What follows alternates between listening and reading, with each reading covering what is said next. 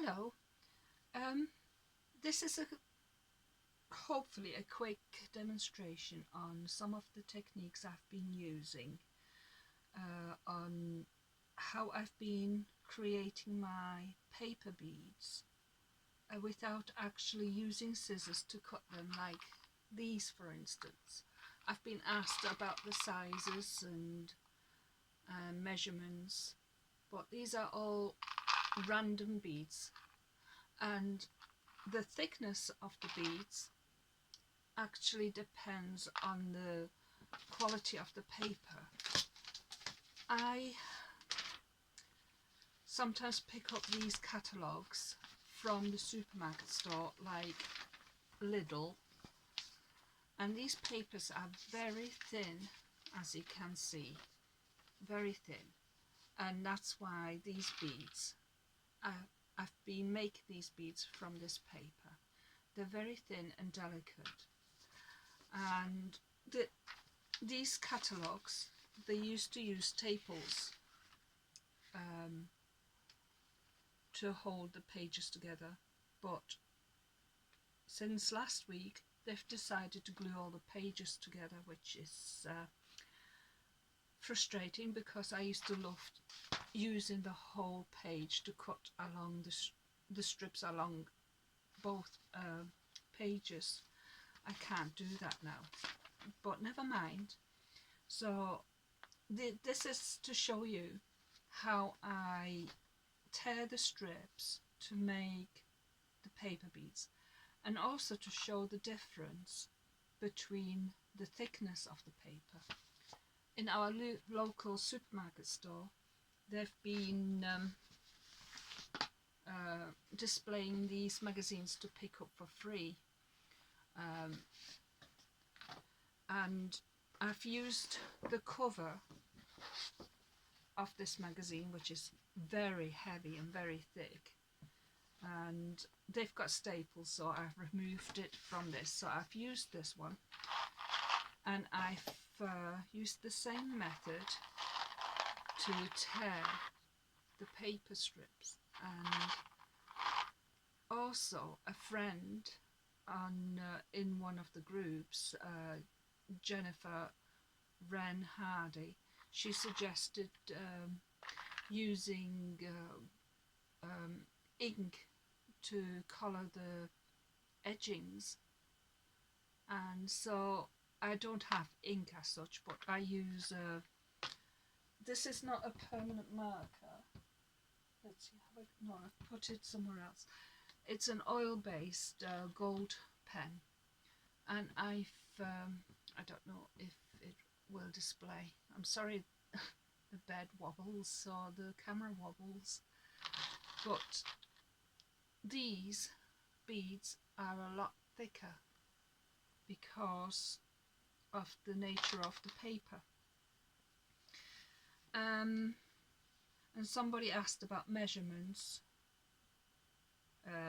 Again, you can choose to mark off your paper before you actually tear it. I've used my ruler. I don't know if you can see it, but I've used my ruler just to use and marked it off to the measurements that I look for. This in actual fact is to make round paper beads. So there's several projects in this video that I want to just quickly explain, maybe, and how I have done these things. So you need 1/2 inches in measurements marked out and 1/4 inches marked out to create the paper beads to make round beads for. And that's another thing I want to show as well. I've made out a chart. Let's see, can I find it? Yes. Made out a chart like this. If you remember, I've posted it on Facebook in the groups to create a 17-inch length of paper. But I've also realised that you can also use a different method too to produce a 17-inch paper. And to do that, all I did, I just tear out some of this. This is my daughter's annual magazine of Minecraft. But let's see. Right, I just want to see what colours, which is more colourful. Okay, I don't know, it doesn't matter really. It's just for demonstration purpose. What I've done to create a 17-inch, I tell you what, I want smooth edge to smooth edge. Okay, this'll go. So smooth edge to smooth edge, what you do, you glue this together, and that way you create a piece of paper that could be easily 17 inches long. Now I want it nice and straight enough. There we go. I've got a, where are we? I'm already messed up here. A nice big long ruler. I don't know if you can see what I've done, but this is like just glued down. There we go. And this ruler is 18 inches long. And this is now way over 18 inches in length. And what I do, in actual fact, is I shorten this piece of paper that I stuck together to make it 17 inches long. Where are we? Here we go, it's on this side. Okay. And mark it off on that side as well. Oh, I have to just make sure it's all even. There we go. And where is that mark? I've lost it. Because it's quite busy magazine page. So let's do it here. 17. There we go. I can see it now. And then you just mark it off. There we go. And what you do is you just cut this piece off, and then you have your 17 inches. And then when you cut this off, you mark off 1/2 inch to 1/4 of an inch, and then up and down, 1/2, 1/4, 1/2, 1/4. And you need another piece like this, and then you do 1/4 of an inch triangles to the point, and then you go to 1/4, 1/4, 1/4, and same here, but you offset your measurements there, so you make a nice triangle. And then you cut the pieces out. Because this paper is a little bit thicker than the average paper, I only used 2 of the 1/2 inch to 1/4 of an inch strip. I used 2 strips. I haven't cut any out, so I can't show you, but I'm just saying. And I've tried it, and I only used 1 strip of the 1/4 to the point triangle, and these are the, oops, they're so round they're even rolling off my hand, I can't get it. See how round they are? And it actually works. So I thought I'd share that with you as well, because quite a few were interested. And some of the leftover strips, I've created some saucer beads, a quarter of an inch to the point, and I think I used 12, either 10 or 12 strips together, and to roll it. And here's another round bead, just a plain white paper. I've just touched it up with a little bit of gold, and to create the round paper beads. But really I want to show you how I create the torn pieces of paper. If you want to measure some measurements to your paper, you obviously can mark it off first, and then you know where you put your ruler anywhere here.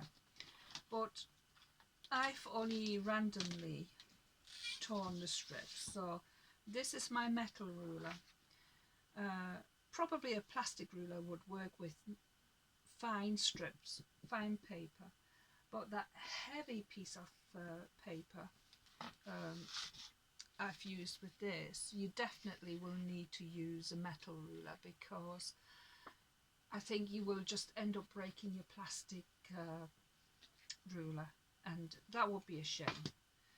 So I just randomly place, I don't know if you can see that, I just put the white paper there so you can see what I'm doing. Make sure I'm in frame. Right, and just hold it down firmly. I get hold of this edge here, and that's all I do. I just ease it along a bit. It doesn't matter that some is left on there. It's no big deal. It becomes a character of the bead, actually. So you choose the width you want, and then you just tear it. And it's so easy to do. And you just keep tearing it. You don't even need to mark it off, really. And depending on the length of your bead is the length you choose on the base of your triangle. So it's not too difficult, and that's how easy it is. And just one more. There we go. And they're very easy to roll. I use one of these pieces of paper that's a little bit heavier, just to see how easy these are to tear. My ruler is only just making the length of it. Okay, there we go.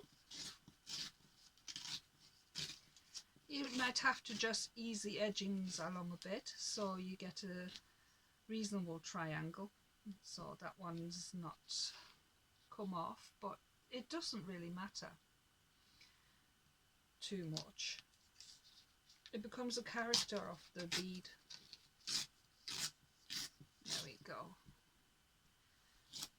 And there we go. I've missed that bit, but again, somebody said they're creating wonky beads, but to be truthful, my beads are quite wonky too, but you can't make a mess with this project. It's fun, and you create something different with each bead. There is no right or wrong with it. So, and if you're not happy with some of them, you just leave it out. But again, it doesn't matter. You roll it and see what it looks like, and you might be surprised. And like our friend Jennifer Wren Hardy says, you can colour the edgings for a different effect, but I have tried colouring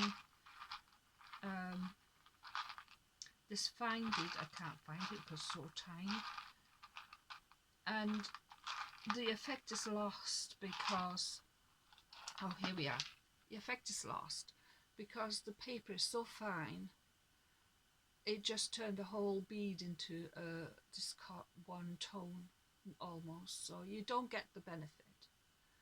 But thick paper, I think, works best with that idea.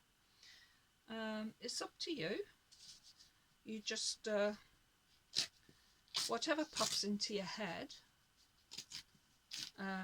try it out to see if it works. That's all I do, really. It was actually Yvonne Roberts who inspired me to tear the paper, because she mentioned about guillotines and cricuts and things like that she doesn't use them. And I thought, well, what if you don't have scissors? So, and that's when I decided I'll have a go at this. And then I'm sure you know how to roll these beads, because I've not got my roller with me. And then you glue them, and that's all you do, basically. I hope this was informative to you, and have a go. I'd love to see the results you've had and how you find it. If it's been, let me know if it's been helpful, or if there is anything else you'd like me to do to show you, because you're not quite sure about it. But I hope you've enjoyed getting to see how easy it is to make these strips. So until the next time, happy rolling. Bye for now.